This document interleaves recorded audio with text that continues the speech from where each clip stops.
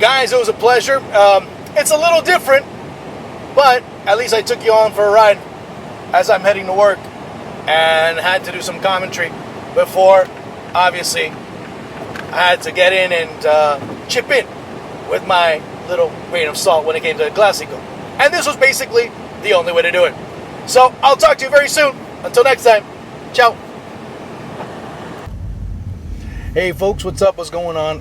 I know it's a little different, but duty calls and one has to do certain things and has to do certain drastic things in order to be able to offer you content, right? Okay, well, I'm doing it. Had to extend my stay as much as possible while I was at home and watch the end of a Clasico. And what a walloping. What a dominating performance by Barcelona, no doubt about it.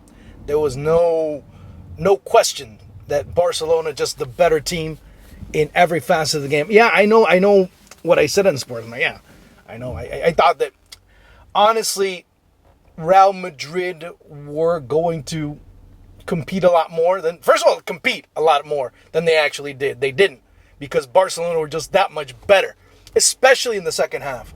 I mean, Madrid had a couple of chances. You know, I mean, the stat that kind of shocks me the most, 10 offside for Real Madrid. I think of the 10, like 5, half of them were Kylian Mbappe. So that in of itself tells you a great deal of the problems that Carlo Ancelotti had in terms of generating in certain aspects of the game. There was no one they were dropping back too much. They were waiting too much. They were too, not passive would be the word, but they were at least in a more deep lying position, looking to absorb Barcelona's pressure and then quickly play that ball out. There were a couple of instances where the ball does go through and it ends up being, and of course, Mbappe ends up having a great finish. It was called offside, obviously, so it doesn't really matter whether it went in or not at the end of the day. But you saw that there were a lot of problems that Madrid had in maintaining possession and pressing forward with the ball at their feet. If it wasn't a deep pass that started a counterattack, then really not much was being done. And that ends up being preoccupied. One of the Mbappe goals, a ball that comes in from the right side, courtesy of Lucas Vazquez. And that was basically it. There wasn't much more. I mean, yeah, there's a couple of instances where Iñaki Peña, who had a very good game, ends up really stopping Mbappe, but that was about it. There wasn't much else to write home about when it came to Real Madrid and what they were capable of doing. And there were certain players that were more focused on their matchup than on the game. And one that is probably the most blatant and the most obvious was Ferland Mendy. Mendy, on 2 occasions, kept a Barca player onside. One of them they ended up paying dearly for because it's a great pass by Marc Casado, who isn't marked, who has no one pressing him, who has no one really harassing him. So he has time not only to collect, to survey, and then send a great through ball to Robert Lewandowski, who scores the first goal of the match. So right there and there, that started breaking up Real Madrid defensively. Now, I know I'm hopping around a bit. So first half, it was frenetic, it was intense, and you knew that based on how the match was going at that point, you would get a feeling that the first team that scored was going to win. And I say that because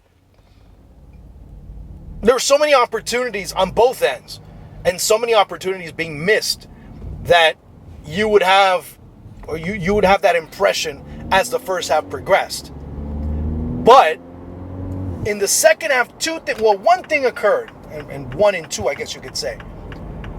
The entrance of Frenkie de Jong and also Dani Olmo, who, with those 2 substitutions, ends up really giving a lot more liberty to move around to Pedri.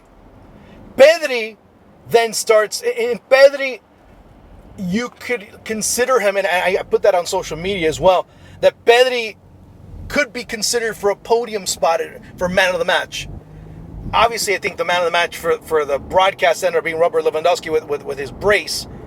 But throughout the 90 minutes, the player that was the most consistent on the pitch was Pedri. Pedri moved around. Pedri in a match where frenetic play, where frenzy was the style of choice.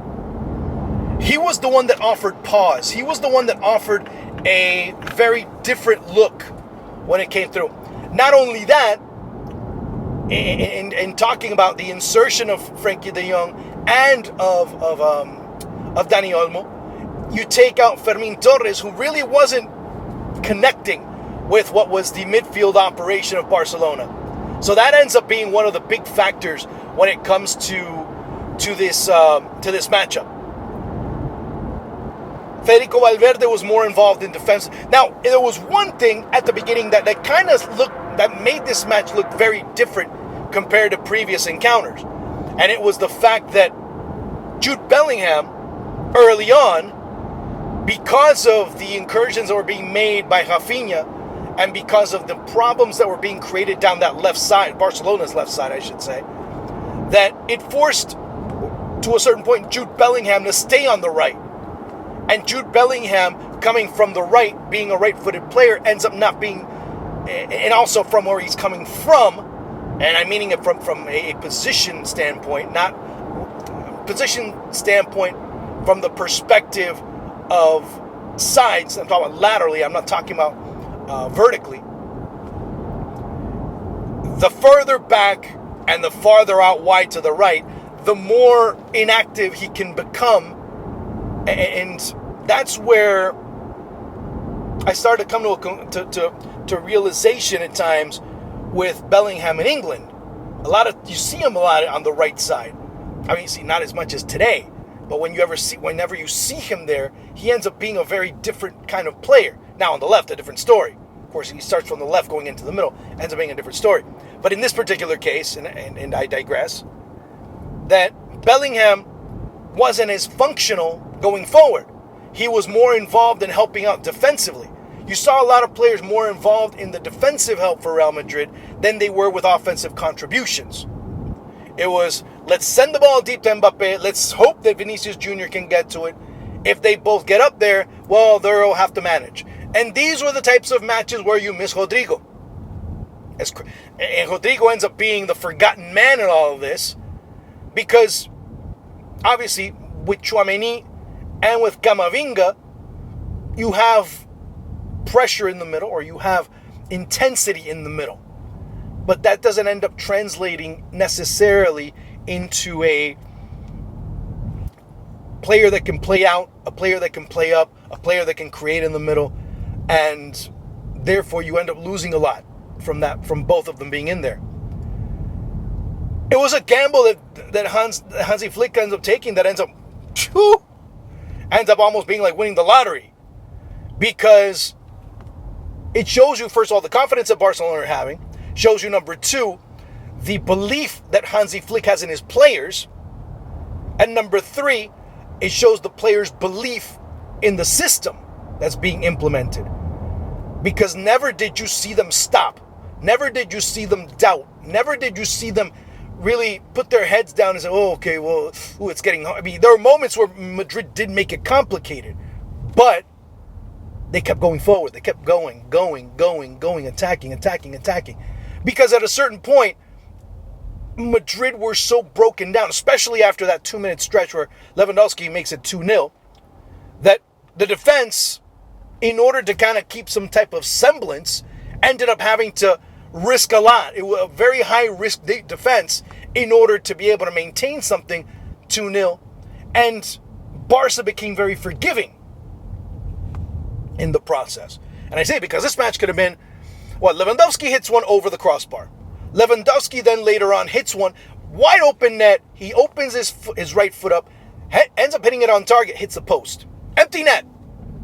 The two goals that he scored were probably had a difficulty of almost 10, 15, 20-fold compared to that shot. It could have been 3-0 right there. Match could have been easily 5-6, 7-0. Easily, without a doubt. That ends up being one of the things that you can end up taking away from this. That, yeah, okay, Barcelona were clinical enough. And that ends up being, oh, that was good. Guy driving in the grass on the highway. But that ends up being part of okay, I mean, if you want to criticize that, go ahead. I mean, at that point, you're not only just splitting hairs, you're also burning them. It kind of ends up being a pointless exercise at that point to criticize a team that won 4-0 because they didn't score more. That's not the point. The point is that they could have made it more because they had that many opportunities. Deserved. I mean, there's no other way to put it. Barcelona deserved it. Barcelona earned it. Barcelona worked it. And they're now ahead in La Liga by 6 points. Are they running away with it? No, they're not. But they surely have a good handle on the situation. Of course, we have to wait until January, February, March to kind of find out what type of a stranglehold 6 points would be. But odds are that this Barcelona side are well on their way to win the league title. Now, is that the measuring stick for them? Absolutely not. But it's a major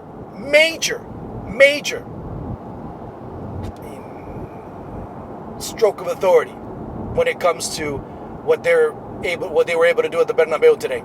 There's no doubt in my mind. I mean, it was everything that they did was well done. Everything, how they move around, at the rate of speed in which they do it, at the intensity at which they do it, and it's continuous. And when I mean continuous, it's not all the time. It's consistent. And they don't do it for the sake of doing it. They know when to do it. They know how to do it. They know where to do it. Because a lot of times, that's another factor that needs to be mentioned, that Real Madrid were being pressed a lot. Tchouaméni was being pressed when he had the ball. Militao was being pressed a lot. Antonio Rudiger was being pressed a lot. So that prevented Real Madrid from playing the ball out cleanly.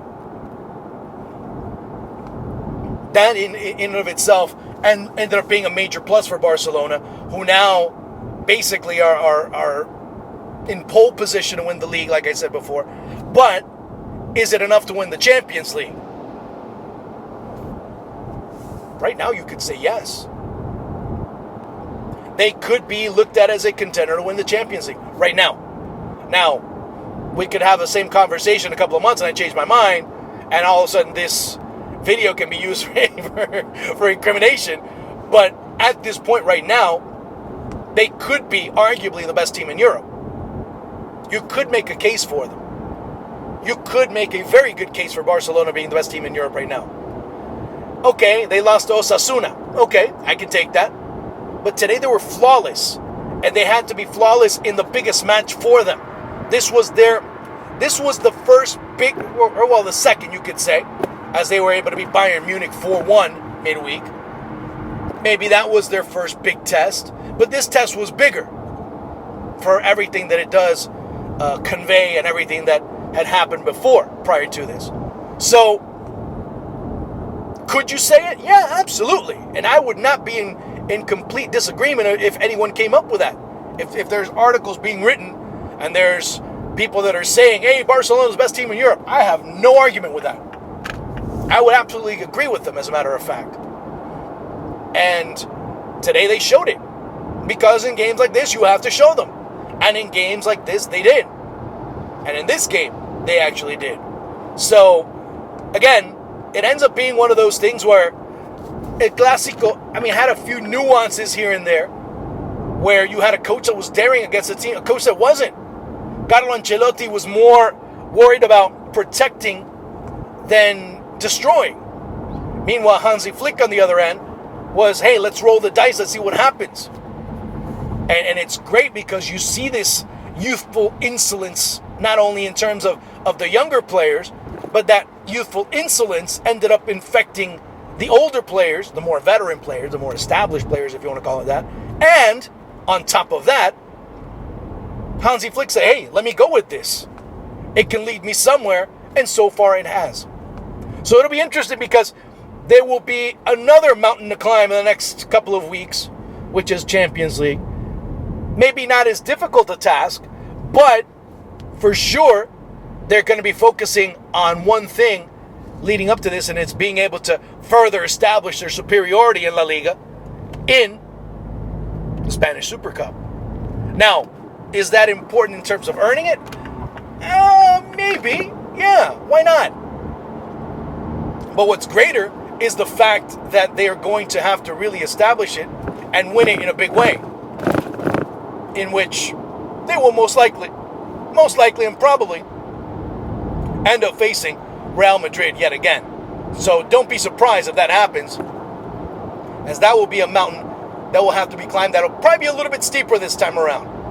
And maybe Carlo Ancelotti is going to have to learn his lessons and learn them very quick, because if Madrid want to get back on the saddle again, they're going to have to be able to basically brush off this big loss. One of the biggest losses that they've had since the last time they lost 4-0. That was when Xavi was the coach over a season and a half ago. Guys, it was a pleasure. It's a little different, but at least I took you on for a ride as I'm heading to work, and had to do some commentary before. Obviously, I had to get in and chip in with my little grain of salt when it came to the Clasico. And this was basically the only way to do it. So I'll talk to you very soon. Until next time, ciao.